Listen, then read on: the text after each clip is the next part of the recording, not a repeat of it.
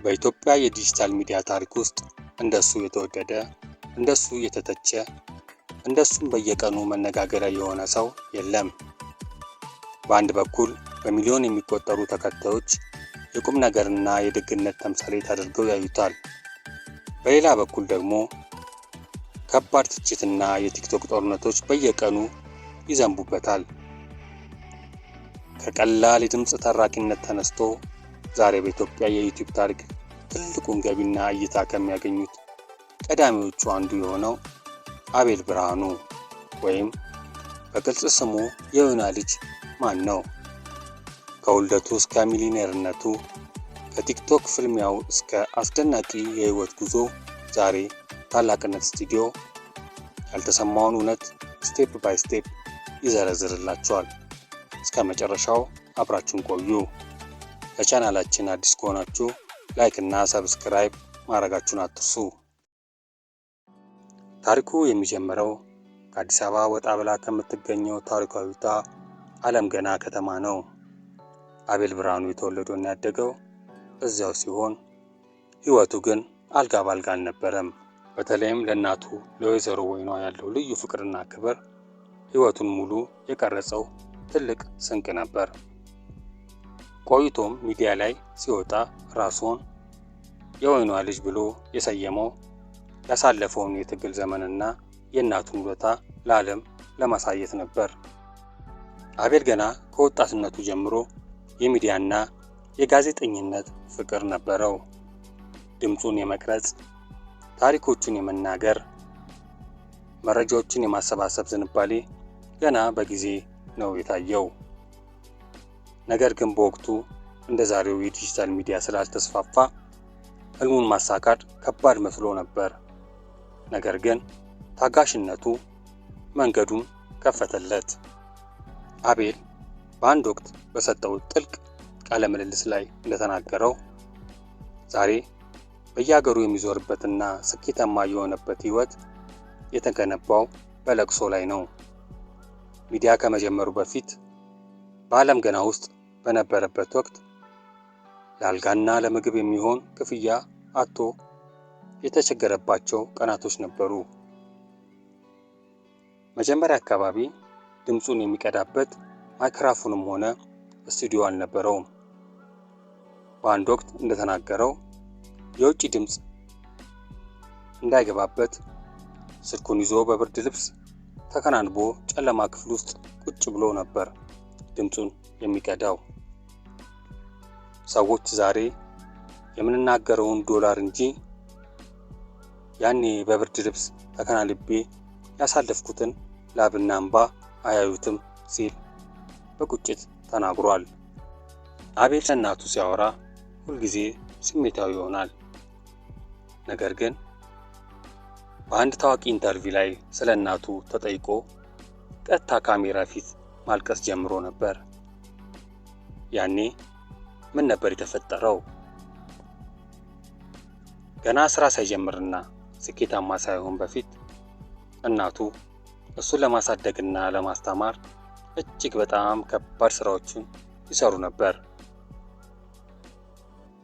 አቤል መጀመሪያ ያገኛትን ጥቂት የዩቲዩብ ክፍያ ይዞ እናቱ ጋር የሄደበትን ቀን ሲያስታውስ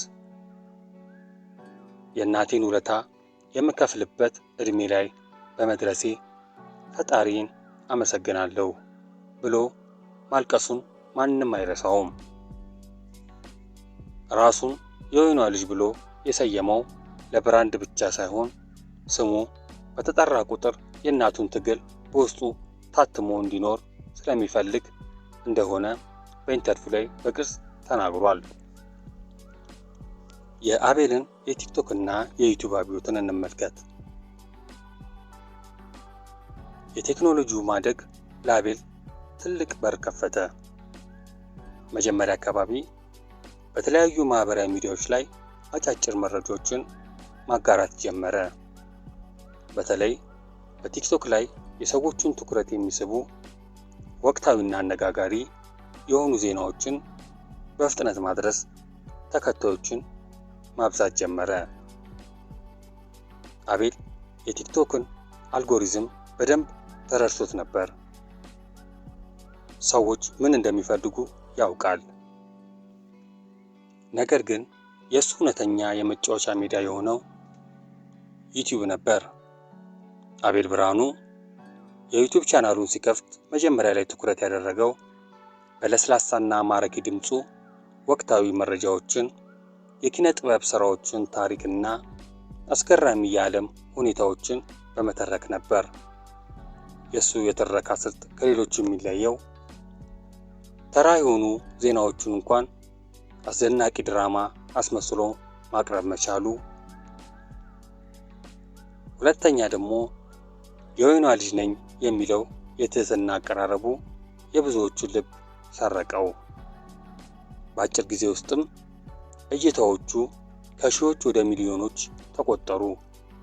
ቻናሉ በኢትዮጵያ የዩቲዩብ ታሪክ ፈጣን እድገት ካሳዩት ውስጥ ቀዳሚው ሆነ። የቲክቶክ ጦርነትና ወቅታዊ ትችቶች። ነገር ግን ስኬት ሁልጊዜ ጭብጨባ ብቻ ይዞ አይመጣም። አቤል በኢትዮጵያ የዲጂታል ሚዲያ ላይ ትልቅ ተጽዕኖ ፈጣሪ እየሆነ ሲመጣ ከባድ ትችቶቹንም መነሳት ጀመሩ። በተለይ በ2025 እና በ2026 ባሉት ጊዜያት የቲክቶከሮችና የአቤል መካከል ትልቅ የሚዲያ ጦርነት ተከፈተ። ብዙዎቹ አቤልን የሰዎቹን ችግርና ስቃይ ለዩቲዩብ ቪው እና ለገንዘብ ማግኛነት ይጠቀማል በሚል ይወርፉት ጀመር።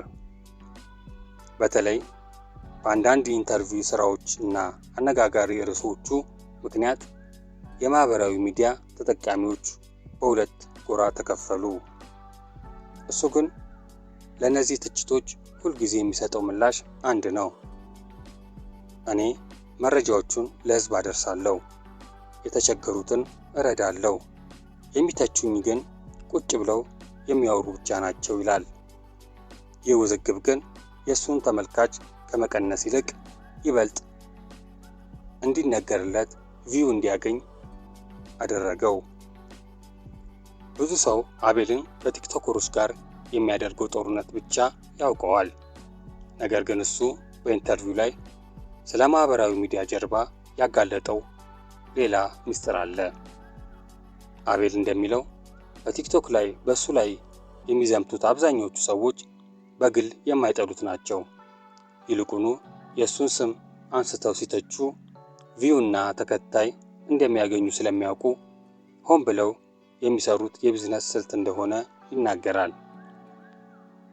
እኔ ማንም ሰው እኔን ተችቶ ፎሎወር ካገኘና ገቢ ካገኘበት አይከፋኝም፣ ምክንያቱም እኔ እነሱን አካውንት እያሳደግኩላቸው ነው በማለት የሚገርም በራስ የመተማመን ሚዲያውን እንዴት እንደሚረዳው ገልጿል። የዓለም ጉብኝትና አስገራሚው ገቢ። ዛሬ አቤል ብርሃኑ ተራ ዩቲዩበር አይደለም። እሱ ትልቅ ተቋምና ቢዝነስ ያለው ሰው ነው። አብዛኛውን ጊዜውን በተለያዩ የዓለም ሀገራት በማድረግና በመዘዋወር ያሳልፋል። ከአሜሪካ እስከ አውሮፓ፣ ከዱባይ እስከ ተለያዩ የአፍሪካ ሀገራት እየተዘዋወረ ቪዲዮዎቹን ይሰራል። ይህ የዓለም ጉብኝቱ ይበልጥ ዓለም አቀፋዊና እውቀትና የተንደላቀቀ ህይወት እንዲኖረው አድርጎታል። አቤል በየዓመቱ ከአሜሪካ ዱባይ፣ ከአውሮፓ አፍሪካ ለምን ይዞራል? የቪዲዮ መሳሪያ ብቻ ነው? እውነታው ግን ሌላ ነው። አቤል በኢንተርቪው ላይ እንደጠቆመው የእሱ ትልቅ ገቢ የሚመጣው ከዩቲዩብ እይታ ብቻ አይደለም። እሱ በተለያዩ የዓለም ሀገራት ካሉ ዲያስፖሮች እና ትልቅ የቢዝነስ ተቋማት ጋር የረጅም ጊዜ የማስተዋወቅ ስምምነት አለው። በተጨማሪም በተለያዩ ሀገራት በሚዞርበት ጊዜ ስፖንሰር የሚያደርጉት ድርጅቶች ሙሉ ሆቴልና የጉዞ ወጪውን የሚሸፍኑበት ሲሆን እሱ ግን በዛው አጋጣሚ ለቻናሉ የሚሆኑ ምርጥ ይዘት ይቀርጻል። ይህ ማለት ሳይንሳዊ በሆነ መንገድ ባደረገው ጉዞ ሁሉ ይከፈለዋል ማለት ነው። ለመሆኑ አቤል በወር ወይም በዓመት ምን ያህል ገቢ ያገኛል? ይህ የብዙዎቹ ጥያቄ ነው። አቤል ከዩቲዩብ ማስታወቂያ ወይም ጉግል አድሰንስ ብቻ ሳይሆን ከተለያዩ ትልልቅ ድርጅቶች ስፖንሰርሺፕ እና የማስታወቂያዎቹን ከፍተኛ ገንዘብ ያገኛል።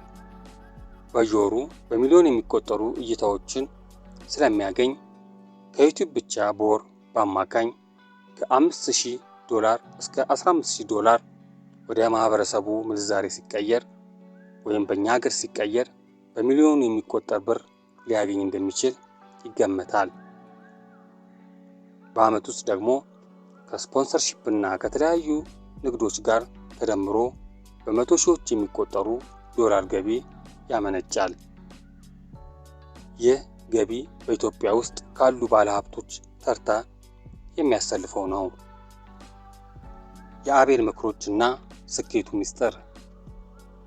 አቤል ብርሃኑ በተለያዩ ኢንተርቪዎችና ቪዲዮዎቹ ላይ ለወጣቶቹ የሚያስተላልፋቸው እሱንም እዚህ ያደረሱት 3 ዋና ዋና ምክሮች አሉ። አንደኛው ትችትን ወደ ነዳጅነት መቀየር።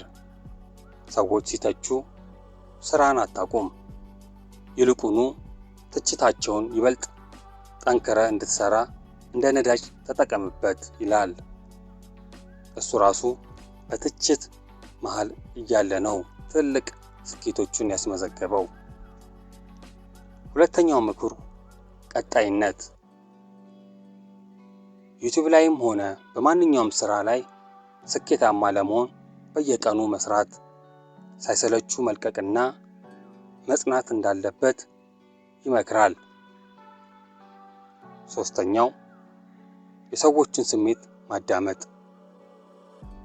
ተመልካች ምን ይፈልጋል የሚለውን በሚገባ ማጥናትና ወቅታዊ በሆኑ የዲጂታል ሚዲያ ስኬት ቁልፍ እንደሆነ ይናገራል። በአሁኑ ዘመን ድህነት ምርጫ ነው ይላል አቤል። ምክንያቱም በእጃችን ላይ ስልክና ኢንተርኔት እስካለ ድረስ ስራ የለም ብሎ ማማረር ተገቢ እንዳልሆነ ያምናል። እሱ የሚመክረው ትልቁ ነገር ትኩረትን አለማጣት ነው። ሰዎች እግር ላይ ድንጋይ ሲወረውሩ አንተ ድንጋዩን መልሰ አትወርውር፣ ይልቁኑ ያንን ድንጋይ ሰብስበ ትልቅ ፎቅ ስራበት ይላል። ይህንን ምክር እሱ ራሱ በተግባር አሳይቶታል። በመጨረሻም የዮና ልጅ አቤል ብርሃኑ ከዓለም ገና መንደር ተነስቶ ዛሬ የዓለም ሀገራትን እያቆራረጠ የሚሊዮነሮችን ትኩረት የሳበ ስኬታማ ወጣት ነው። ሕይወቱ በፈተና በትችትና በስኬት የተሞላ ድራማ ነው። ለመሆኑ እናንተ በአቤል ብርሃኑ ወቅታዊ ስራዎች ላይ ምን አስተያየት አላችሁ? እውነተኛ የዲጂታል ሚዲያ ጀግና ነው ወይስ ጥቅሙን ብቻ የሚያይ ቪው አዳኝ? አስተያየታችሁን በኮሜንት ላይ ጻፉልን። ቪዲዮውን ከወደዳችሁት ላይክ እና ሰብስክራይብ ማድረጋችሁን አትርሱ። በሚቀጥለው ቪዲዮ ላይ አስደናቂ ታሪክ ይዤላችሁ ቀርባለሁ።